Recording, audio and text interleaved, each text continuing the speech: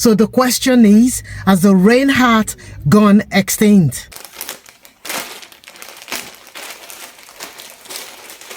Hi everybody, you welcome back to the channel. This is TEGA. If you're new here, welcome. And if you're one of my subscribers and you're here again, thank you so much for all your support over the years. Guys, I'm so excited about the tutorial today, and it's about the rain hat. It's also called the rain cover and rain hood, whatever you choose to call it. I happen to be born in the mid-70s, and I tell you now, it was a thing growing up in the 80s, growing up then, and 90s as well, but not anymore. You hardly see any woman or girl wearing one. So the question is, has the rain hat gone extinct? Can you imagine just getting your hair curled, and as you step out of the salon or your house, it starts raining? What would you do without an umbrella? We're gonna be bringing the rain hat back, not just as a rain hat, but we're gonna bring it back as part of fashion. So we're gonna make it fashionable, not just because it's raining and you wanna wear one, but we'll make it up as part of dressing, everyday dressing. So guys, we're gonna dive straight into this video without delay. You want to start by laying your pattern paper and fold it over like this. All measurements for this tutorial will be displayed on the screen. You want to make sure that you have enough pattern paper to draft this, especially the length and the width. Make sure it can accommodate what you're drafting. Now you want to grab your ruler and start applying your measurement. For the length, I'm gonna take 12.5 inches. 12.5 inches for the length.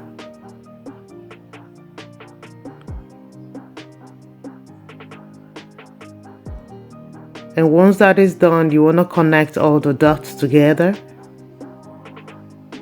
like that.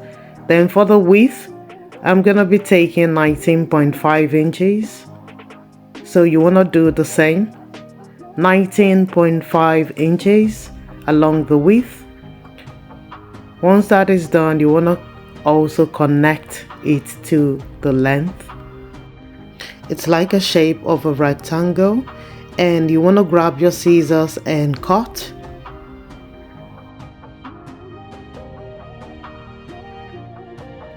After cutting, this is what you should have, and I'm gonna flip it over like that to the other side and start the drafting.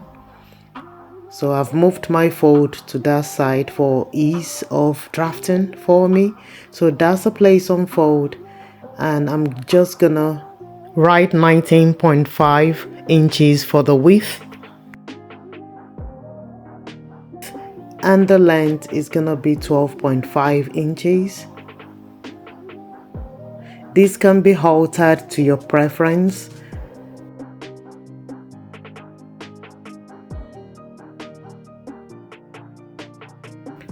Now you want to find the midpoint along the 12.5 inches. Make sure you find the midpoint. That's my midpoint. So I'm gonna start drafting the hat from there. I want to say this, instead of drafting from one edge of the paper up to the point, that point, and drafting from that edge up to that point, I'm gonna fold over, and this is to make the shape accurate on both sides. So all you want to do is to fold, and make sure you fold along the midpoint of the paper.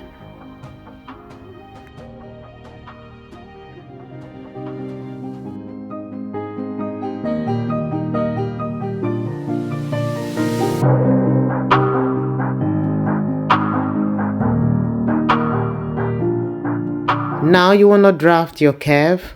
If you have a curve ruler, just draft. So you want to watch what I'm doing here. I'm just going to draft a curve from that edge right up to the midpoint.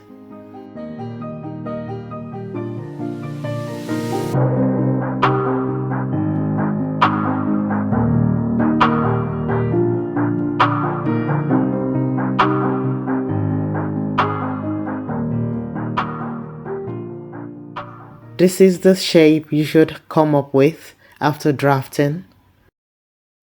Next, we'll be drafting the outer front part of the hat.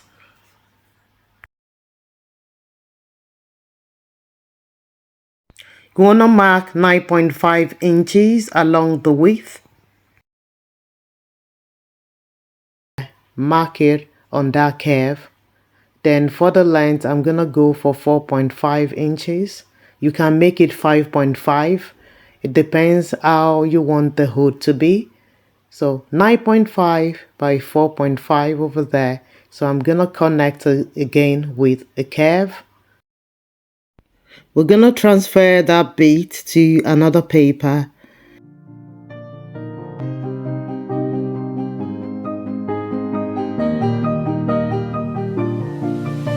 I'll grab my scissors here and cut.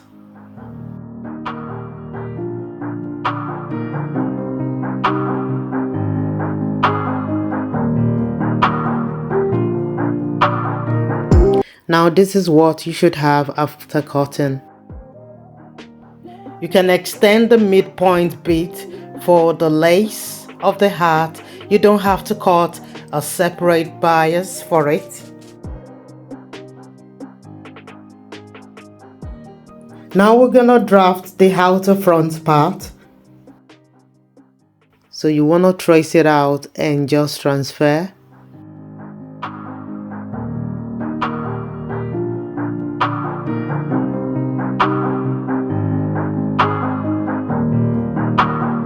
I want to chip this in. If you want to apply bias, you don't need any seam allowance added to your pattern drafting. But if you want to fold the edges of your hat without the bias, then you need to add seam allowance when cutting this on your fabric.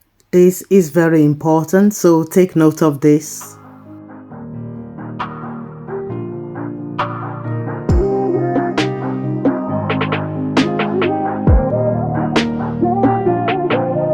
Once you finish cutting, this is what you would have. Now I'm gonna open that up and place that front bit, and this is the shape you should have when you cut the two pieces for your rain hat.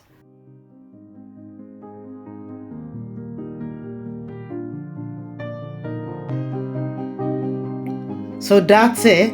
It isn't hard to construct. As I explained before, you can extend it along the midpoint and you don't have to apply any bias. As you can see here, this is a rain hat and it has plastic bias.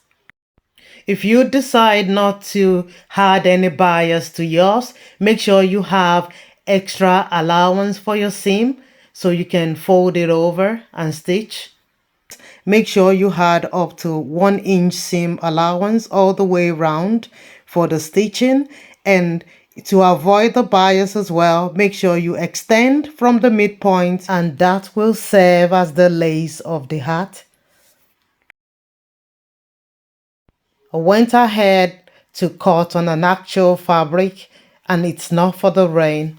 I'm gonna be extending the fabric by the midpoint. Decide how much of lace you want. I went for a thin lace extension instead of making it wide. So it's up to you if you want it thin or you want the extension wide. That's totally up to you. And once that was done, I grabbed my scissors, and don't forget you need to add that extra allowance for your seam on the side because we're not applying a bias to this. So you need your seam allowance on the side and into the lace. Here I have everything in one piece. I went ahead to cut the front bit of the hat with the right side facing right side. I started my stitching. So I stitched over like that. So I tried it on before I stitched the edges and it turned out fabulous. If you will agree with me, this looks more like a scarf than a rain hat, but still fabulous, guys. Now we've come to the end of this tutorial. Thanks a lot for watching right through to the end. And if this video has been helpful, why don't you give it a big like and subscribe if you haven't, and make sure you never go out without your rain hat. Keep sewing, and guys, I'll see you in my next video. Take care of yourself and bye for now.